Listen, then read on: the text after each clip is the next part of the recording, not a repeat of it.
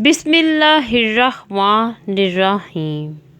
السلام علیکم ورحمۃ اللہ وبرکاتہ۔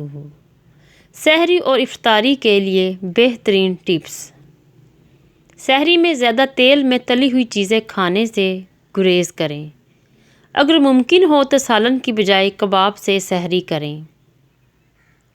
چپاتی یا بریڈ کا استعمال کریں لیکن سحری میں تیز مرچ والی غذاؤں سے پرہیز کریں۔ سحری میں لسی کے استعمال سے پورا دن پیاس نہیں لگتی۔ سحری میں چھوٹی الائچی کا قہوہ پینے سے آنتیں خشک نہیں ہوتیں۔ تمام ڈرائی فروٹ تھوڑے تھوڑے استعمال کریں یا دلیے میں پکا کر کھائیں۔ سحری میں چائے اور کافی کا استعمال نہ کریں کیونکہ اس سے دن بھر پانی کی طلب محسوس ہوگی۔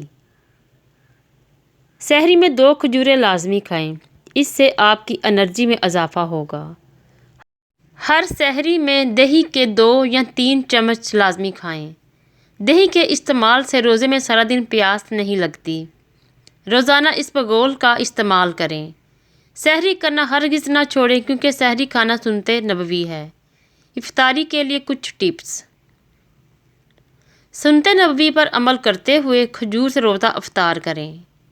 افطاری میں لیمو پانی کا استعمال ضرور کریں۔ افطاری میں کولڈ ڈرنکس کا استعمال ہرگز نہ کریں۔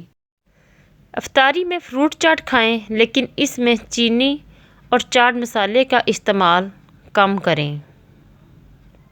صحت سے بھرپور چنا چاٹ استعمال کریں، اس میں کچی سبزیوں اور دہی کا استعمال ضرور کریں۔ پکوڑوں میں پالک کے استعمال سے کیلوریز کم ہوتی ہیں۔ پکوڑوں میں سوڈا نہ ڈالیں، سوڈے کے استعمال سے بلڈ پریشر بڑھ سکتا ہے۔ مکس سبزیوں کے سموسے گھر میں بنائیں اور ہو سکے تو بازار کے سموسوں سے پرہیز کریں۔ دہی پھلکی پکوڑوں سے بہتر ہے کیونکہ پھلکی پانی میں بھگونے سے آئل نکل جاتا ہے۔ افطاری کے بعد لوگ کھانا بھی کھاتے ہیں، اس لیے افطاری ہلکی پھلکی اور فرحت بخش کریں۔